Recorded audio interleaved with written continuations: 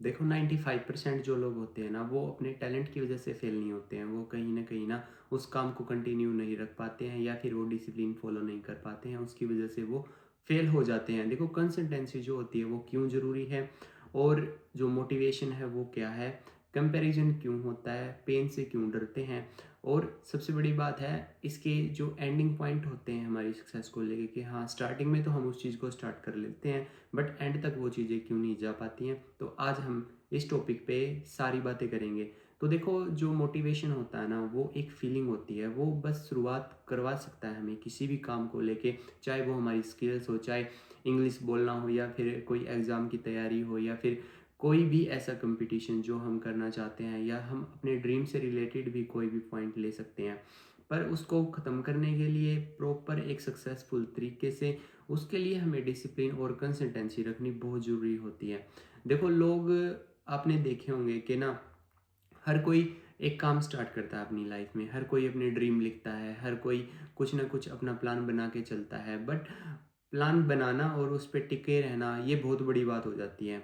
और 75% लोग इसमें ना फेल हो जाते हैं। क्यों फेल हो जाते हैं? शायद उनको रिजल्ट्स नहीं मिलता या फिर वो क्लैरिटी बहुत जल्दी उनको करनी होती है उस चीज़ से। देखो आप जो कंपैरिजन कर रहे हो ना लोगों से, वो कंपैरिजन कर रहे हो आप, सामने वाला इंसान है ना उसको ना उस फील्ड में बहुत टाइम हो चुका है, उसने उस चीज़ पे बहुत हिडन हार्ड वर्क किया है, जो कि हम में ना तो दिखा और ना हमें पता चला, क्योंकि उसने जो हार्ड वर्क किया है ना वो ना तो उसने किसी को बताया, ना ही उसने किसी को दिखाया, और बस लोगों को ये लगा कि यहाँ हाँ ये सडनली सक्सेसफुल हो गया, बट चीज़ें ऐसी नहीं थी।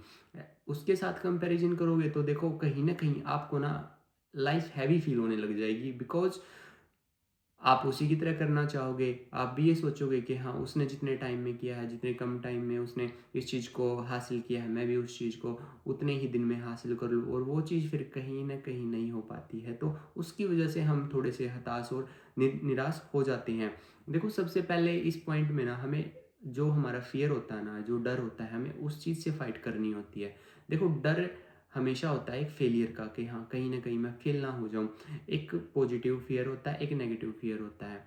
देखो पॉजिटिव फियर जो होता है ना वो होता है कि फियर के साथ कंसिस्टेंसी और डिसिप्लिन साथ में है और हम उस चीज़ को कंटिन्यू कर रहे हैं। और एक फियर होता है नेगेटिव, वो फियर होता है ऐसे कि हमने फियर के कारण उस काम को हाफ में ही छोड़ दिया है और अब हम उस काम को नहीं कर रहे हैं।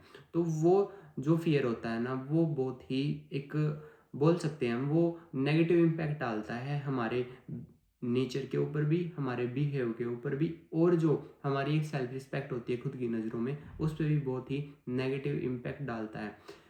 अब बात करते हैं हम कि कंसिस्टेंसी और डिसिप्लिन ये हमें लास्ट डेस्टिनेशन तक कैसे लेके जाते हैं। देखो कोई भी काम है, आप लोगों ने बहुत काम स्टार्ट किए होंगे अपनी लाइफ में, तो अगर आपने उस काम को एक खाली मोटिवेशन के सहारे कुछ दिनों तक उसको रन कर लिया, बट आफ्टर 7 डेज या फिर 1 मंथ बाद आपने देखा होगा कि आपने एक लाइन बोल दी होगी कि मेरे से नहीं होगा, क्योंकि आपने ना तो उस चीज़ के पैटर्न को समझा, ना ही आप उसमें डिसिप्लिन रहे हो, ना ही आपने कंसिस्टेंसी फॉलो की है। देखो डिसिप्लिन का मतलब होता है कि जब तक कोई ऐसी चीज़ आपके साथ ना हो जाए कि आप बिल्कुल ही एक स्टक हो जाओ लाइफ में कि नहीं अब मैं नहीं कर सकता, वो एक प्रॉपर रीज़न होता है। बट अगर आपके पास कोई रीज़न नहीं है, आप फिर भी रुक गए हो, तो देखो उसमें कहीं ना आपकी गलती है। और कंसिस्टेंसी ये होती है, जो कंसिस्टेंसी होती है ना वो एक रिपीट करवाती है हमें, एक साइकिल है उसमें रिपीट होती है। देखो ये ना बहुत बोरिंग भी होती है, क्योंकि सेम रूटीन आपको डेली फॉलो करना होता है। आपको डेली सुबह उठना पड़ेगा, डेली आपको पढ़ना पड़ेगा, डेली आपको एक्सरसाइज करनी पड़ेगी, या जो अपनी बॉडी को फिट रखना चाहते हैं, वेट लॉस करना चाहते हैं, उनको डेली सेम डाइट पे टिके रहना पड़ेगा।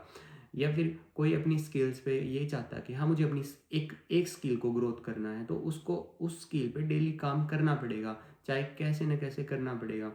तो कंसिस्टेंसी में जो होती है ना वो बोरिंग लाइफ होती है, बोरिंग होती है, बट एक पैटर्न फॉलो होता है जिससे हम सक्सेसफुल हो जाते हैं। हाँ एक्साइटमेंट उसमें कम हो जाती है थोड़ी सी, क्योंकि हमारे ब्रेन को चाहिए एक्साइटमेंट, और हर चीज़ में एक्साइटमेंट चाहिए, उसको नहीं मिलेगी तो वो उस चीज़ को रिजेक्ट कर देता है कहीं ना कहीं कि नहीं ये चीज़ अच्छी नहीं है उसके लिए।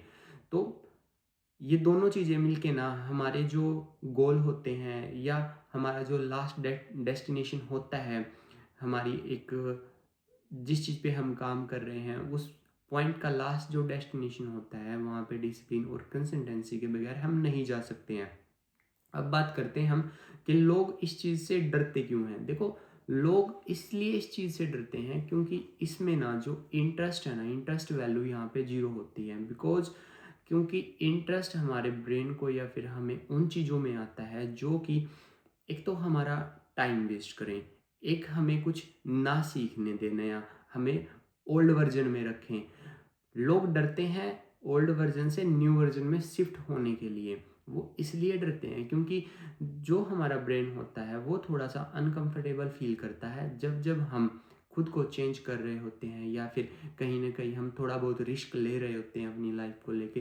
तो वो हमें एक हिंट देता है कि नहीं, ये चीज़ हमारे लिए अच्छी नहीं है।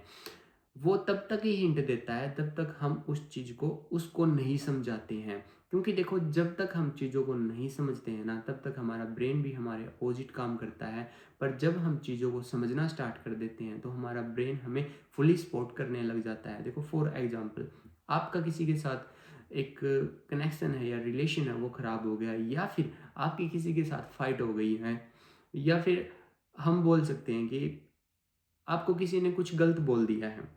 अब इस पॉइंट पे क्या करेगा, देखो, अगर आपका ब्रेन इस चीज़ को लेके बैठ गया कि हाँ भाई, उसने ये चीज़ क्यों बोली है, उसने ऐसा क्यों किया है आपके साथ, या फिर क्या रीज़न रहा उसका ये सब करने का, तो आप उसी चीज़ में ना उलझ के रह जाओगे।